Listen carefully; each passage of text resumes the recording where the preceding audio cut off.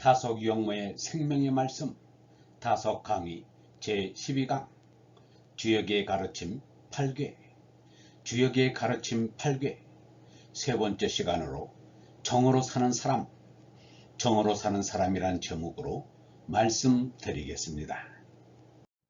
셋째, 정으로 사는 사람.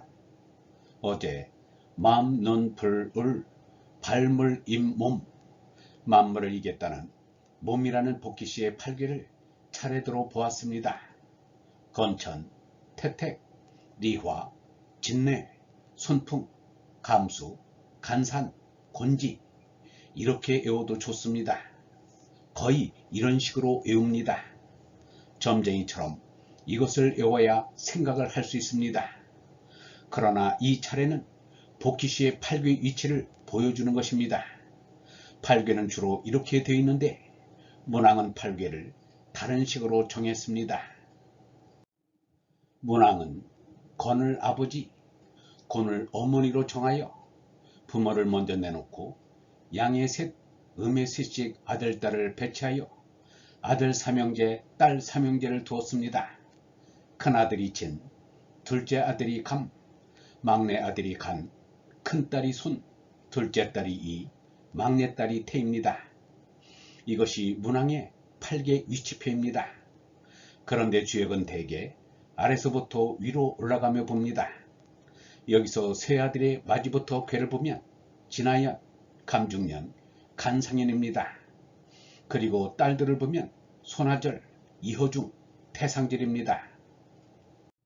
이것을 보더라도 정으로 사는 사람은 위로 차례로 올라갑니다. 정에 사는 우리가 영원히 가는 것을 대표하는 게 우레라고 하고 싶습니다. 그래서 이것을 큰 아들이라고 합니다. 양과 양의 맏아들이 우레입니다. 예수는 요한과 야고보에게 우레의 아들들이라는 별명을 지어주었습니다. 우레가 가장 힘있고 세계 보여서 그랬는지 모르겠습니다. 이 사람은 언제 떠날지 모르는 길에 있습니다.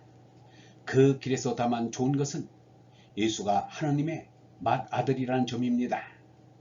이 사람이 무척 그리워하는 분이 예수입니다.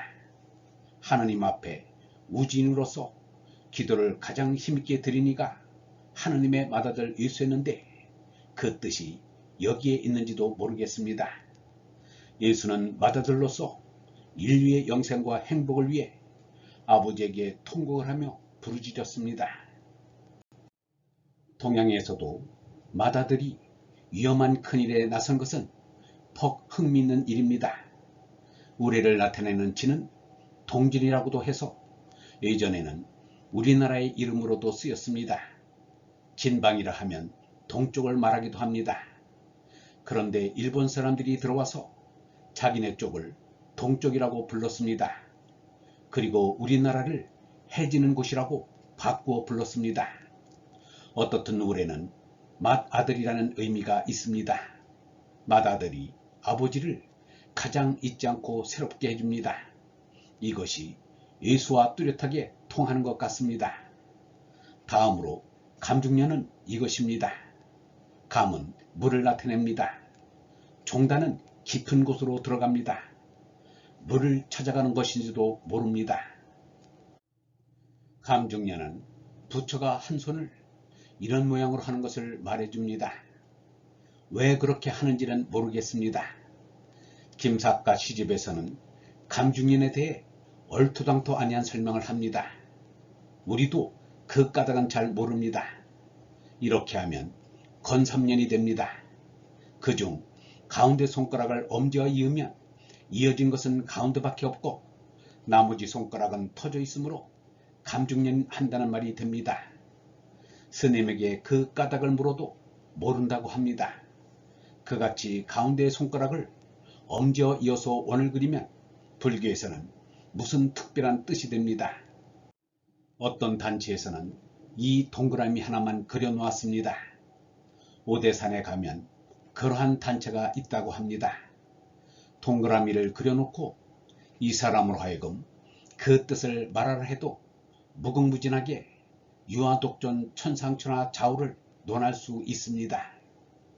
부처가 앉아있는 것을 감중련하고 앉았다고 묘사합니다. 우리가 감중련을 하는 것도 좋습니다. 주먹을 쥐고 있으면 생리적으로도 좋습니다.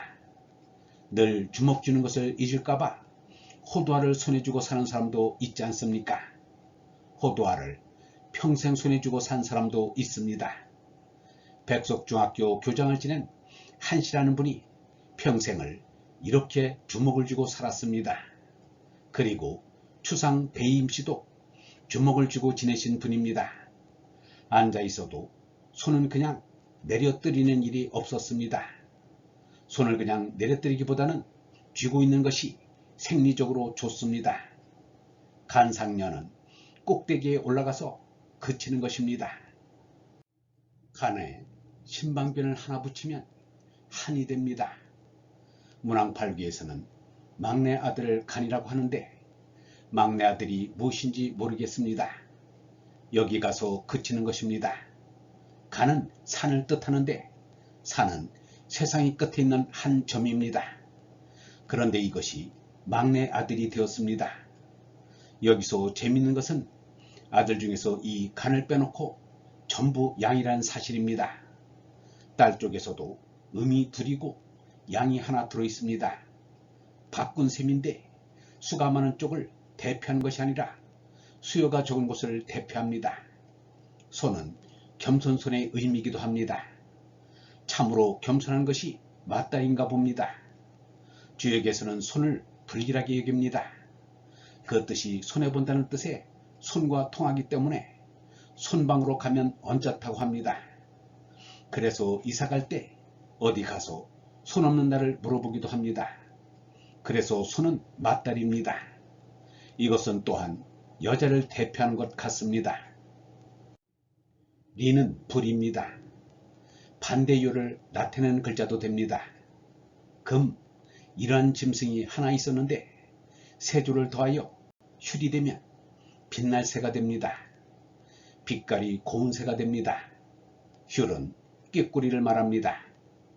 고운 것이 가만히 있으면 곱지 않습니다. 불은 피워야 곱습니다. 사랑하는 이가 가려고 할 때 떠나가는 것을 도로 붙들면 더럽지만 헤어져 가려고 할 때는 몹시 곱습니다. 그러한 이치가 있습니다. 그래서 곱다는 것과 떠나는 것은 반대입니다. 또 한 가지 떠날 때는 걸릴 리가 됩니다. 떠나는 것을 묘사한 이서경이라는 노래가 있습니다. 이서경은 시끄럽게 요란을 떨어서 붙잡혀 걸렸습니다. 떠나는 것이 걸렸습니다. 반대일 것 같으나 떠나는 것을 따지면 걸리는 것이 됩니다. 한문에는 이러한 것이 많습니다. 말에도 그러한 것이 많습니다. 떠난다는 것이 실상 무엇인가 하면 지낸다는 말입니다. 여기입니다. 이 세상 땅에서 지낸다는 것입니다. 그런데 지나가면 급하게 건물사 앞을 지날 때 잘 걸리는 것처럼 걸립니다. 안 지나가면 걸리지 않습니다. 지나가면 걸립니다. 떠날 리가 자꾸 지나가면 걸리는 것이 자꾸 생깁니다. 지나면 걸립니다.